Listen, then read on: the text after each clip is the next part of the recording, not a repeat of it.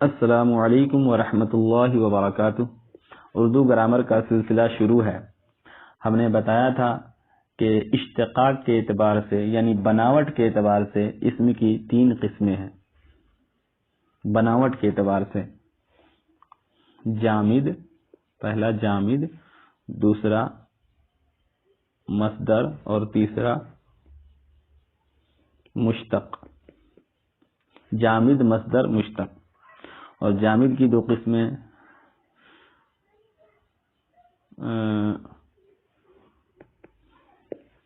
معرفہ، دوسرا نکرہ۔ آج ہم پڑھیں گے معرفہ کے بارے میں، ٹھیک ہے؟ یہاں تک آپ پڑھ چکے ہیں۔ معرفہ کی اقسام آج ہم جانیں گے۔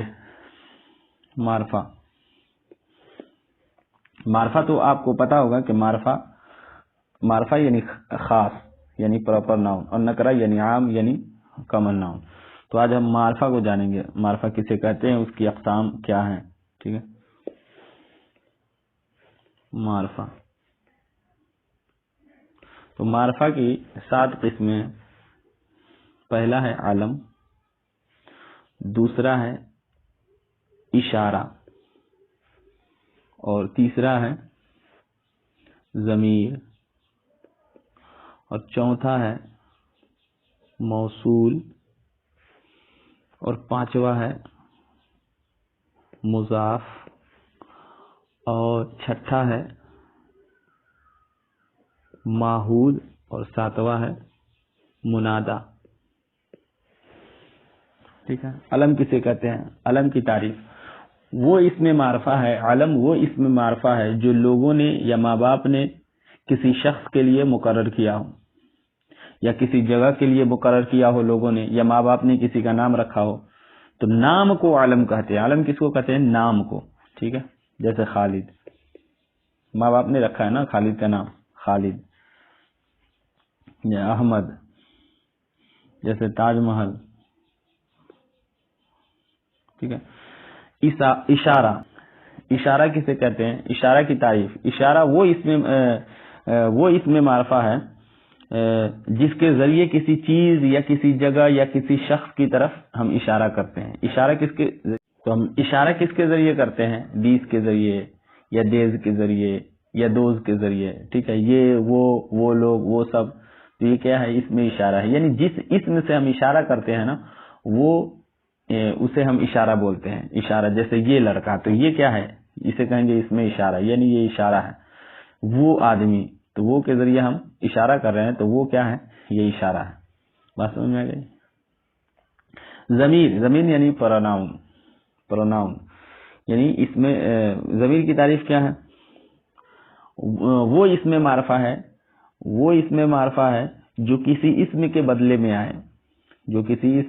میں آئے، پلیس آف ناؤن کی جگہ پر یہ استعمال ہوتا ہے نا، آئی، وی، ہی، شی، اٹ وغیرہ، تو یہ کسی نہ کسی ناؤن کی جگہ پر استعمال ہوتا ہے، تو اسے کیا کہتے ہیں؟ ضمیر۔ جیسے میں، تم، ٹھیک ہے، ہم، یہ سب کیا ہے؟ ضمیر ہے۔ موصول کسے کہتے ہیں؟ موصول کی تعریف، اس میں موصول وہ اسم معرفہ ہے جو ایک وصفی جملہ کے بغیر اپنا معنی نہ بتائے۔ یعنی یہ موصول ہے نا، تو موصول کا ایک صلہ ہوتا ہے، اور صلہ جملہ آتا ہے، اور موصول صلہ دونوں مل کر کے جو ہے کوئی معنی ظاہر کرتا ہے۔ جیسے مثال سے بات سمجھ میں آئے گی، جیسے جو شخص،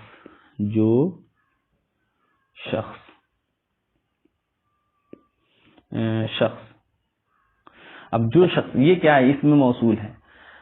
اب جو شخص کہنے سے بات سمجھ میں نہیں آ رہی ہے، جب تک آگے کوئی جملہ نہ آئے، ٹھیک ہے؟ تو ایک جملہ اس کے ساتھ جڑتا ہے، اس کو صلہ کہتے ہیں۔ جیسے جو شخص کل میرے پاس آیا تھا، جو شخص کل میرے گھر آیا تھا، اب بات سمجھ میں آ رہی؟ ہاں، اس شخص کے بارے میں بات کی جا رہی ہے جو کل میرے گھر پہ، اس کے گھر پہ آیا تھا۔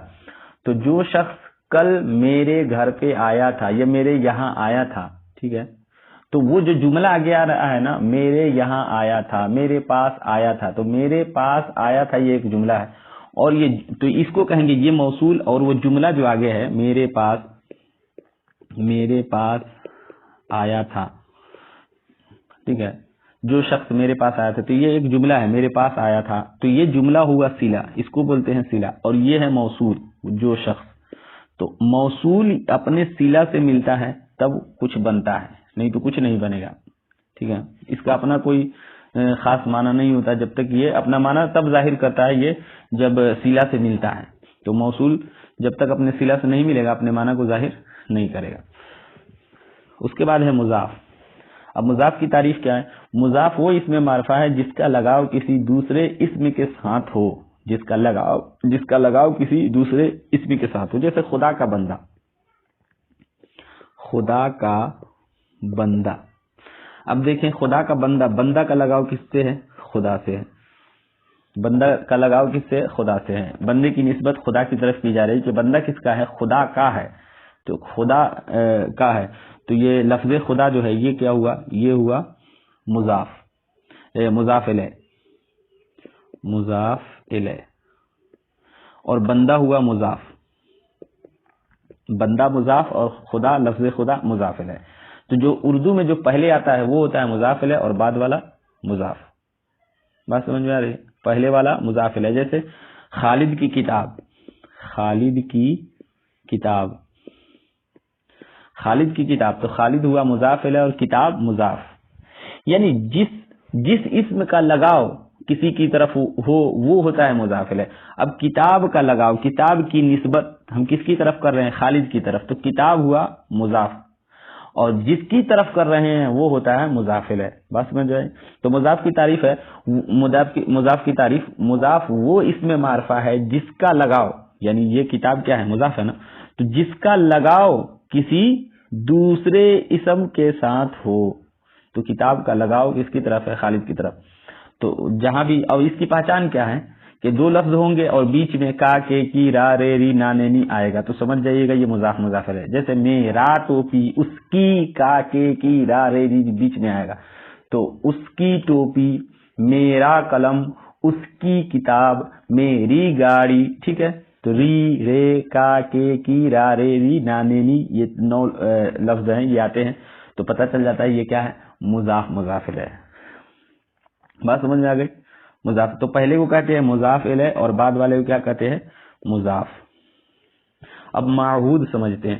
اچھا، ہم اور اس کو ایکسپلین کریں گے، ابھی ضمیر کو، اشارہ کو، موصول کو تھوڑا ابھی ہم آگے تھوڑا اور جائیں گے، اس کے بعد جو ہے دیکھیں گے۔ معہود دیکھتے ہیں، معہود کسے کہتے ہیں؟ معہود کی تعریف، معہود وہ اسم معرفہ ہے جو گفتگو کے قرینے سے اور خاص وجہ سے کسی خاص آدمی، خاص چیز، خاص جگہ کو بتائے۔ مثال سے بات سمجھ میں آئے گی؟ معہود میں کیا ہوتا ہے نا، ہم بولتے ہیں نکرہ اور ارادہ کرتے ہیں معرفہ کا، ہم ارادہ کس کا کرتے ہیں؟ معرفہ کا، جیسے مثال کے طور پر میرا دوست، میرا دوست، اب میرا دوست، تو میرے تو 50 دوست ہیں، تو کیسے پتا چلے گا کون سا دوست؟ لیکن میں خالد کی بات کر رہا ہوں، میرے 50 دوست ہیں لیکن میں نے ارادہ کس کا کیا ہے؟ خالد کا، تو نکرہ بول کر کے مراد، یعنی ارادہ کرنا معرفہ کا، بولنا نکرہ اور ارادہ کرنا معرفہ کا، یہ کیا کہلاتا ہے؟ معہود، معہود کہتا ہے، نکرہ بول کر معرفہ مراد لینا۔ اب کیسے پتا چلے گا کہ یہ ہم یہاں معرفہ مراد لے رہے ہیں؟ یہاں مراد ہم بول رہے ہیں میرا دوست، لیکن یہاں ہم ارادہ کر رہے ہیں خالد کا، میرے خالد بھی میرے دوست ہیں، بکر بھی میرے دوست ہیں، زید بھی میرے دوست ہیں، ٹھیک ہے، یہ سارے میرے دوست ہیں، لیکن میں نے ارادہ صرف خالد کا کیا ہے، میرا دوست۔ اب یہ کیسے پتا چلے گا؟ یہ قرینے سے پتا چلے گا، گفتگو سے، اس وقت سے، مطلب کس موضوع پر بات ہو رہی ہے، وہ موضوع، وہ وقت جو ہے، وہاں پہ کوئی نہ کوئی قرینہ موجود ہوگا جو بتا دے گا کہ خالد ہی کی بات ہو رہی ہے۔ مثال کے طور پر رات کو ہم بات کر رہے تھے خالد کے بارے میں، ٹھیک ہے، میرے بہت سارے دوست ہیں، لیکن رات کو بات ہو رہی تھی خالد کے بارے میں کہ خالد آ جاتا تو اچھا ہوتا، ہاں اس کا ایگزام آنے والا ہے تو آ جاتا تو بہتر رہتا، ٹھیک ہے، ہم 2 آدمی بات کر رہے تھے، مثلا ہم اور ہمارے ابو بات کر رہے تھے، اور کل صبح ہم نے اپنے ابو کو کہا کہ خالد میرا دوست آ گیا، میرا دوست آ گیا، تو ابو کیا سمجھیں گے؟ اچھا، وہ سمجھ جائیں گے کہ رات تو خالد کے بارے میں بات ہو رہی تھی، تو اس کا مطلب کیا ہے کہ خالد ہی کے بارے میں یہ بول رہا ہے. تو ہم نے کہا میرا دوست، لیکن ارادہ ہم نے کس کا کیا؟ خالد کا. اور سامنے والا سمجھ بھی گیا. قرینہ کیا ہے کہ قرینہ یہ ہے کہ رات کو بات ہوئی تھی خالد کے بارے میں، رات کو خالد کے بارے میں بات ہوئی تھی. تو یہ قرینہ ہمیں بتا دے رہا ہے کہ اس کا مطلب ہے ابھی بھی خالد ہی کے بارے میں بات کی جا رہی کہ خالد آ گیا. ٹھیک ہے. تو ماحود کا مطلب یہ ہے، ماحود یہ سمجھے کہ اس میں بولا جاتا ہے نکرا. دوست تو نکرا ہے نا، بہت سارے دوست ہے تو نکرا ہوا، معرفہ کا ہوں گا. تو یہ نکرا بول کر کے ارادہ کس کا کرنا؟ معرفہ کا ارادہ کرنا. یہ کیا کہلاتا ہے؟ ماحود کہلاتا ہے. بات سمجھ میں آ گئی؟ اب منادہ دیکھتے ہیں.